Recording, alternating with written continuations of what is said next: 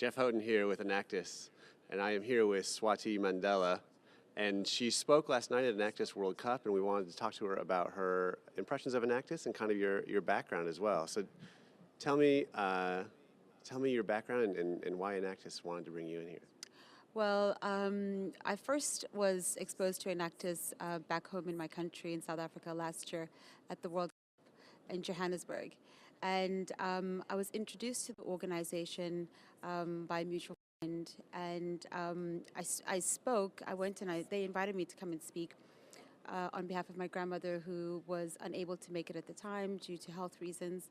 And I really was taken aback and quite inspired by what I saw, the students and the work that they do and the projects that they're involved in and their sustainable efforts towards alleviating a lot of our social ills in the world really kind of got to me. And I said to someone, this is almost like the world's best kept secret, because I'd never heard of it before. But they're doing so much good work on such a grand scale across the world and in communities which are disadvantaged, that really need assistance and people helping them solve problems. Yeah, and that's the legacy of your grandparents, Nelson and Winnie Mandela. And I know last night when you spoke, you connected the two, and Enactus is kind of connected to that legacy in a bit in terms of mission. Well, we're celebrating my grandmother's 80th birthday this week, and it's a time of reflection for her and I think our country and certainly us as a family, because I think it's a milestone for her to have come to 80, and I think what she's been able to achieve and what she did. And I know when my grandfather retired, he said he's passing it on to us, the young people of this world, because he does believe that the change will from young people in this world. And my grandmother shares the same sentiment. And I think they both know that they've done their bit, they've given back and they've given to society, and now they've passed it on to us and students like the students in Enactus to take the world forward and to solve the world's problems in a different way, and coming up with solutions that are really going to be impactful and are really going to affect change. And I know that my grandmother, wherever she was yesterday, was very proud to see me here representing my family, carrying our legacy forward, and also just being a part of something that's really changing the world. So in your time since your grandfather helped fight apartheid and now many years later, what's the difference you've seen in South Africa? Well, I mean, I think that as a young person in South Africa, there is opportunity. And I think as a young black female, there's more opportunity for me to engage in business and personal. I think that's what my grandparents fought for. But my grandmother always says, and I share her sentiments, that theirs was a different struggle. There's still many struggles that we need to fight and that we still need to see through. So she says politically, the world, the country has changed, but there's economic struggles. 80% of the people in the country still live below the poverty line. So as much as they did what they did to free and liberate the country, I don't think we're anywhere near where we need to be as a country. I certainly am very proud to come from a family that did that, but I know that there's still a responsibility on South Africans to really still move things forward and really affect change. When you see 90% of the population still poor and living below the poverty line, you can't really think that things have really fundamentally changed, because they haven't. Yeah. So as much as we are liberated and we have our freedoms, there are a lot of people in the country who still are not free. And so I think there's still a lot of work to be done. So it sounds like there's a change made politically, kind of systemically, structurally, and now there's all these cultural and economic things that need to change. Yeah, my grandfather did say that we have won the fight politically, but we haven't won the economic fight, and that's the next fight that we need to win. So, you know, when he retired, he said, I've done my bit politically, but there still needs to be an economic freedom amongst my people. So I think we still have a way to go. I mean, one of the things that apartheid did as a system was it didn't allow people access to education. So you can imagine that you have a huge part of the country that is not educated. So that's one element of the system which needs to be fixed.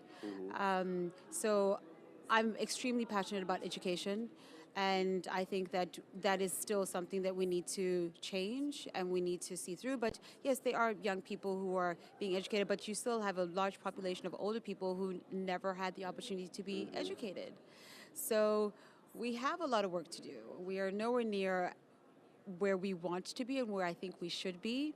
And so I believe that we still need to carry it on. So organizations like Enactus are great in doing that, because we haven't forgotten that there's still a struggle and there's still a lot to be done in this country. Well, in my country, but certainly in the world. Yeah. And it sounds like one of the ways that what kind of your purpose is, it aligns with Enactus, is that young people have an opportunity to not just rest on what previous generations have done, but have an opportunity to seek out where there are injustices and make projects to remedy those. I think that's what's great about Enactus, is that it covers so many different areas. It's not just alleviating poverty. There's gender inequality. There's different types of initiatives that solve different types of, like clean water, malaria, and villages that don't have solutions as to how to deal with it. So they really kind of are able to tackle so many different areas depending on what the students are passionate about. And I think that's great, because there's so many different things that I don't even think about that are happening in communities that people are dealing with. But these students go into the communities and they try and say, okay, what are the things that we can try and solve and we can try and tackle, and they do that. So I just think that's fantastic, because they're dealing with such a wide spectrum of issues that we have in the world. And it's localized, where people in their community see what the needs are, as opposed to someone somewhere else saying, we're going to tackle this, whether or not that's the most pressing need for the community. Well, I think it's important to build communities first before you can go out and change the world. I think you've got to start in your backyard. You've got to start at home.